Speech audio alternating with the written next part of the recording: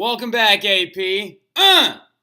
Buckle up. It's going to be a little longer than normal. You're going to be fine. Stop freaking out. Whatever, because it's a super interesting topic. All right? We're talking all about the Russian Revolution, right? So, yet again, welcome back, AP. Let's get into it, all right? So, the big things that we talked about in class already, right, were, of course, the political affiliations and how they looked at the World War I as very, very different. And for a moment, Russia was united. Russians were literally taking knees in front of the Winter Palace and singing God Save the Tsar to a very familiar tune that you know very, very well. Of course, our alma mater, right? So, taking the Russian oaths and going off into war. Now, one really big thing, though, we got to remember is they went out to war with a peasant army. All right, so lead up to the revolution, you got limited production with this peasant army, right? You got conservatives wanting territorial gains. You got liberals wanting, like, interaction with the allies, hoping for democratic reforms, right? Limited production and infrastructure leads to massive loss of Russian lives. You got military officers from Russia shooting at guys who retreat. You got Russian soldiers walking into no man's land trying to find guns. They were told to find armaments amongst the dead. That is terrifying. Terrifying. After all the weapons that we saw being just to give you an idea of how underprepared Russia was. Look at how bananas the Russian World War I tank was. This just explains it all. Look at this ugly, disgusting, stupid-looking Tsar tank invented by the Russians. It's got bicycle wheels on it. All right? So, obviously, Russia, not prepared for this war, right? Thing looks bananas. So, anyway, I guarantee you Denny Kelly just right there was like, it's got bicycle wheels. And I know for a fact Lucas Ravana remembers that from his freshman year. But uninvolvement of the monarchy as well, right? And then the Rasputin and Tsarina story.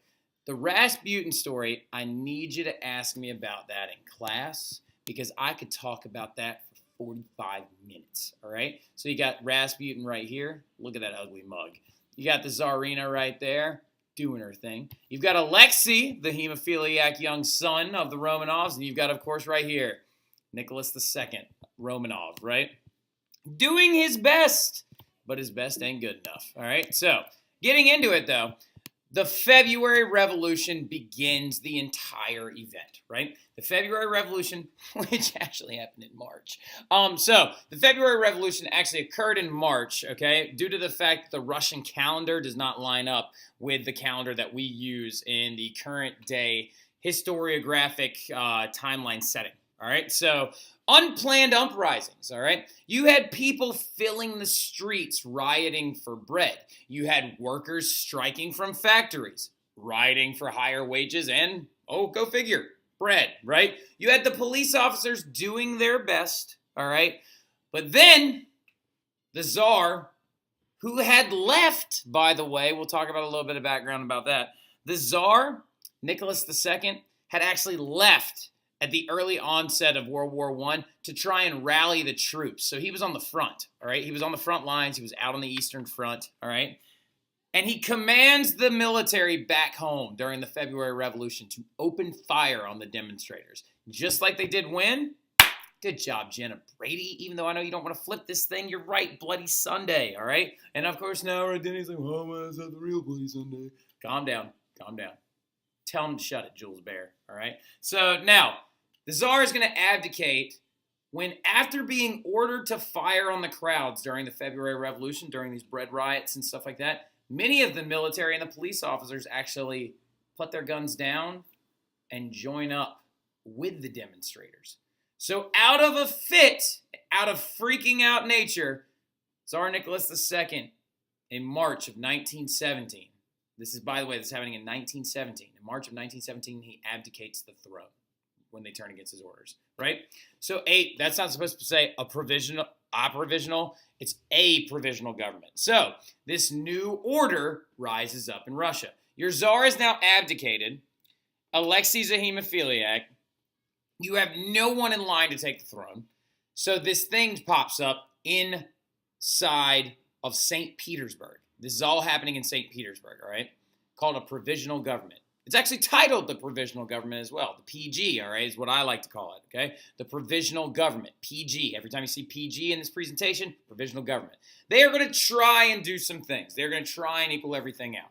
They're saying, all right, equality before the law, no more class distinctions. Unions, you now have the right to strike and actually have the right to actually exist, etc., etc., etc. However, it's not enough, all right? Because these groups of people had already started growing, right? They already started growing. They're called Soviets, all right? So Soviets had begun to pop up. Soviets are groups of workers and soldiers, right? People that were running these mass demonstrations during the February Revolution, right? So a new group of them rises up. Everyone looked at the provisional government and was like, you're not doing enough. You're just basically a faux czar regime, all right? So we're going to create our own government in parallel with you. And we're going to call ourselves the Petrograd Soviet, all right? So now the Petrograd Soviet is not to be confused with the provisional government. The Petrograd Soviet is called the Petrograd Soviet because Petrograd is the name of St. Petersburg, all right? So what St. Petersburg had adopted as its name at the time. So the St. Petersburg Soviet, or the Petrograd Soviet, rises up and wants to operate with socialist intellectuals as a way to basically grab the foundations of Russian government under the provisional government and shake the ever-loving daylights out of them and create real change, right? So the Petrograd Soviets tried to act like a parallel government. They were not officially sanctioned. They were not officially, voted in. The Petrograd Soviet popped itself up and was like, we are now the leaders. We represent the Russian people. We're workers. We're soldiers. We're intellectuals, right? We want to basically just diminish all things of the former czarist government. So they tried to act like a parallel government. So they start issuing decrees to undermine the provisional government. So it's provisional government versus Petrograd Soviet. They're just butting heads right now, right? One of the best ones is called Army Order Number 1. Actually, crafted by a guy named Lenin and Trotsky. But we're not going to get into that right now, all right? Trotsky's coming up soon. So, Army Order Number 1 was telling Army officers, or basically everyone that was in the military fighting in World War I, that, you know what? You don't have to listen to those officers. They were never elected. You don't have to follow the military discipline. Why do you have to listen to them? You're a peasant army, just being ruled over by old monarchy standards, right? So, if you feel like things looking dicey, run. So, the Petrograd Soviet, or basically instilled in the idea of the military to undermine the discipline that had guided them for hundreds of years. Underneath, Peter the Great, who had a 210,000 standing army. He's like, you don't have to listen to any of that crap anymore, all right? You do what you want to do. So the provisional government tried to distract from this Army Order Number 1 and tried a huge summer offensive. An offensive, of course, is where you throw every single resource you have at the enemy, right? So they try to attack the Eastern Front, and it results in a massive failure. And due to Army Order Number 1, the Russian soldiers begin to flee. They start deserting. They start running to the countryside and start trying to join up with their families and start trying to strip land from the nobles, and it's just getting insane. And so massive uprisings in the countryside over land. And sitting in Switzerland, drinking his coffee and getting mad about Marxism. Not mad about Marxism, actually. Mad about capitalism. Madly in love with Marxism, all right? Is Vladimir Ilyich whatever his real last name is, but everyone refers to him, of course, as Lenin, all right? Vladimir Ilyich Lenin. Not spelled like John Lennon, spelled like Lenin with L-E-N-I-N, not L-E-N-N-O-N, right? This is the man of which will lead the Russian people throughout their successful revolution, right? So, Vladimir Ilyich Ulyanov. It's like a very intense last name, but it happens all the time. Russian leaders always change their names. Like, for example, Joseph Stalin's real name, Losif Dazhgashvili, and he's actually not even Russian. He's Georgian, all right? So, Vladimir Ilyich Lenin decides that this is the moment to try and start pushing for positive reform and bringing in a communist-style Marxist government into Russia, all right? So, he hates the Russian government, just to give you a heads up, right? They actually executed his brother after his brother actually was attempting to assassinate the Tsar, all right? So, I believe it was Alexander II, but I could be wrong. I'll double check that later. And in this process, when he begins to actually protest the government, the Russians exile him, right? They send him out of Russia, and he ends up in Switzerland, all right? So while he's in Switzerland, he studies law. He revises Marxist teachings because he believes a communist state is actually legitimate and tangible, all right? So, however, he looked at Marxist ideas and he said, we got to change them a little bit, though, right? He was a little bit like a Bernstein. He was like, all right, revisionism is okay, but he is much more aggressive about it, right? Now, he believed that violence is the only thing that will destroy capitalism. So if I arrive back in Russia, we are going full-on violence. The only thing that's going to take down capitalism is violence, right? He believed also revolution does not require industrialization, because if you look at Russia, according to Marx, they can't revolutionize because they don't have a big enough proletariat industrialized class, right? So, and then he said a revolution is not going to be able to be led by a group of proletariats. It must be led by leaders. It has to be by leaders. So according to Lenin's ideas, communist revolution is supposed to take the following actions. You ready? Violence, war, takeover, establishment of a dictator or totalitarian state to guide the communist revolution. Step 3, you actualize communism. That totalitarian resigns, right? Now, of course, Russia's going to get stalled out at step number 2 because Lenin never resigns, right? So, but when he begins to send these ideas that violence is necessary, you don't need to be industrialized, revolution is actually just needs leadership, the socialists back in Russia begin to split into 2 different camps. They split into the camp of Mensheviks and Bolsheviks, right? Now, the Mensheviks believe that Russian elite and intellectuals, basically like a labor union, they're the ones that need to lead this revolution forward, right? Now, Menshevik in Russian means the majority party, right? Bolshevik means the minority, right? Which became their bannerment name. They were like, we might not be the minority forever, but we will be Bolsheviks forever, right? So it became their nickname. It's also a political term, meaning the minority group, right? The Bolsheviks believed in Leninism, the idea that a leader who will lead us towards violence is the only thing that's going to make this possible. The Bolsheviks looked at Mensheviks as basically like a new wave of czars, right? A crappy labor union that when they actually adopt these new regulations and they see small gains, they will relinquish, let go, and allow the government to push forward with whatever it wants to do, right? Saying like the Mensheviks, all they want is an 8-hour workday. They don't want total change, right? So the Germans are going to see an opportunity during this, right?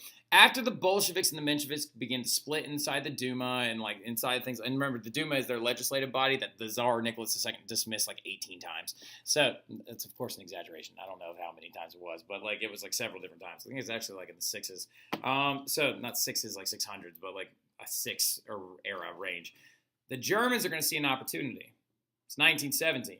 Right? They're tired of fighting on the Eastern Front. They got hunger riots going on inside of Germany. They want to focus on France so they can try to smack him in the mouth and win this war. So the Germans contact Lenin. They're like, hey, big fella, we'll smuggle you back in there. All right? So the Germans smuggle him through Germany back into Russia to topple the government. And the second Lenin gets off the train, he starts preaching his diatribe. Bread, land, peace. Only through violence, right? So he begins to actually push forward these Russian ideas, right? So Lenin almost failed early on. He actually almost failed early on, right? So, but the squabbling of the provisional government is going to be the thing that helps him stay viable. Because early on, the initiatives by Lenin actually failed to push themselves into the provisional government. So, as he is a dynamic speaker, Lenin is a dynamic speaker, and he would go to these huge rallies and he would rally the people forward. When he arrives back in Russia, Bolshevik membership soared, right? It went from 50,000 to 240,000 in the matter of months, all right? That's insane. So they infiltrate the Petrograd Soviet, and when the Bolsheviks actually re-elect when the Petrograd Soviet actually looks to re-elect its leaders inside the Petrograd Soviet, of course, remember that parallel government that's running next to the provisional government that's trying to undermine them, they won a fragile majority of about 51%. All right, so Leon Trotsky is going to be the guy he's right here, looking fabulous, right? Is going to be the guy that Lenin brings in to help push his initiatives forward. Leon Trotsky is a very important figure that when we get back to Russia post-war, going towards Stalin, Leon Trotsky is a very important guy to remember, right? So Leon Trotsky steps up to help lead the Soviets for Lenin, another fiery orator that wants to try and inspire the former military, the former peasant army guys to fight against anybody who would support the old monarchy, right? So, now, the Bolsheviks are going to officially attempt their violent revolution in October. The October Revolution breaks out, right? So we had the February Revolution, now we got the October Revolution. It breaks out, actually happened in November, by storming government buildings, seizing a majority elected in the Petrograd Soviet, in the provisional government of Soviets. Lenin is going to be elected the head of the provisional government after this forced implantation of himself, right? So the Bolsheviks, Lenin and Trotsky, are going to capitalize off current trends as well, right? So when Lenin becomes the head of the government by basically forcing his way via his violent uprising in October to get there, right? To try and prevent any former supporters of the monarchy from rallying against him, he is a genius about it, and he capitalizes, right? So going on in the countryside of Russia at this point in time, the peasants are uprising violently and stripping land away from nobles and former boyars and just taking it for themselves and creating the more communal setting that they had before Russia's modernization period, right? So Lenin just said, keep doing it, and he just called it land reform. He didn't stop them, right? Urban workers at this time were taking over factories. We're trying to socialize these factories, saying that all of the wages belong to us, no more profit gains or anything like that. So he just called that labor reform. He just allowed them to keep doing it, right? Now, the only real he did have some sketchy things too. Let's not make Lenin look like he was like the biggest genius that ever walked the face of the planet and wasn't kind of sketchy and suspect every now and again, because he was. So because he decides like, oh, well, from inside the provisional government, right, that I am the head of, I will allow you to elect a constituent assembly that is in charge of writing a new constitution that has everyone's rights in it, okay? Well, when they elected from inside the provisional government, when they elected this constituent assembly, Lenin was expecting them to actually elect a massive amount of Bolsheviks. They didn't. They only elected like 24% Bolsheviks, and the rest of them were this big revolutionary party. So Lenin decided, oh, no, I was just kidding, and he dissolved the Constituent Assembly at the point of a gun and elects them on his own. Very Napoleon-like when you think about it. Now, the other big thing, though, that's going on during this time, during the October Revolution of 1917, war is still happening, right? You still got Russian soldiers on the fronts in the east, right? They're trying to win this war. Everyone who supported the old monarchy from the provisional government, all your old aristocrats, old boyars and stuff like that, they never wanted to admit that Russia was losing this war. They wanted to try and figure out a way to create a peace settlement that made it so they didn't lose anything, right?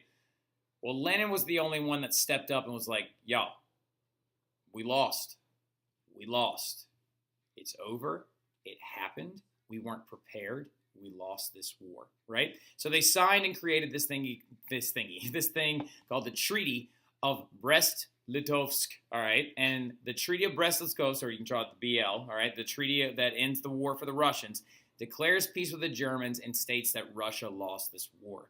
Now, when they did this, Russia had to give up 1/3 of its populated lands to the Germans, right? So it was a major setback, but Lenin decided that was a prison cell anyway. Release those people. They are Russian. We don't want them, right? When in the back of his mind, he actually did. So it actually drew, you see all the lined areas right here? This went to Germany. This went to Austria. And it actually pushed the Russian territory back very, very far. It gave them some of Finland, Poland, the Ukraine, a large area went to the Germans, right? Then, following this entire engagement, the war is now finally over.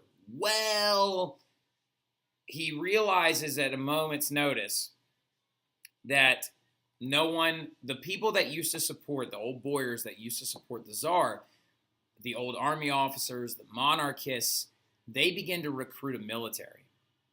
Now, they're on the outside of Moscow and Petrograd, all right, on the outside of St. Petersburg. Like, if I look over here, they're recruiting their militaries out here, out here, out here, in the outskirts of the former Russian Empire, because they believe that Lenin and his initiatives are disgusting, aggressive, too much, and they want the old czars back. right? They want the Romanovs back so they can enjoy the power that they once had. Because Lenin wants to put the power inside the hands of the workers and inside of the hands of himself and his supporters, right? So they begin to try and recruit armies and execute people who do not support the old monarch-style government. So a full-scale civil war breaks out. Lenin recruits his army, known as the Reds, who are the Bolsheviks, and the Whites and the former Mensheviks recruit their army, old army officers and monarchists, right? They actually went through these two big spells called the Terrors, the White Terror and the Red Terror, where they begin to execute anybody that does not follow the ideas of their government style, right? Whites began to execute communists, communists began to execute monarchists, right? It got insane there for a little while. The Reds are going to prevail in the long run due to several different factors. One is big. They had a very, very much more organized military under the leadership of Trotsky, and they had a very strict military, even though, ironically enough, of course, when the Petrograd Soviet issues Army Order No. 1, they say, don't be disciplined. That's a lot of like two-facedness right there, if you ask me.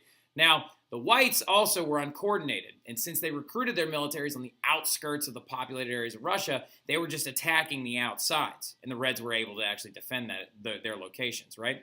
Also, the Russians are going to successfully, or the Reds are going to successfully snuff out anyone who's anti-revolutionary through their secret police force known as the Cheka, all right? So the Cheka actually did these huge sweeps where they killed thousands and thousands and thousands of people, where they had them summarily shot if they were caught supporting the Whites in any way, right? So the Whites also could not decide between liberalism or monarchism or monarchialism as their new form of government. So they were separated and split. In this entire process, the royal family of the Romanovs was actually abducted and assassinated during the war in 1918, right? So I think it's in July. It's either July or December of 1918.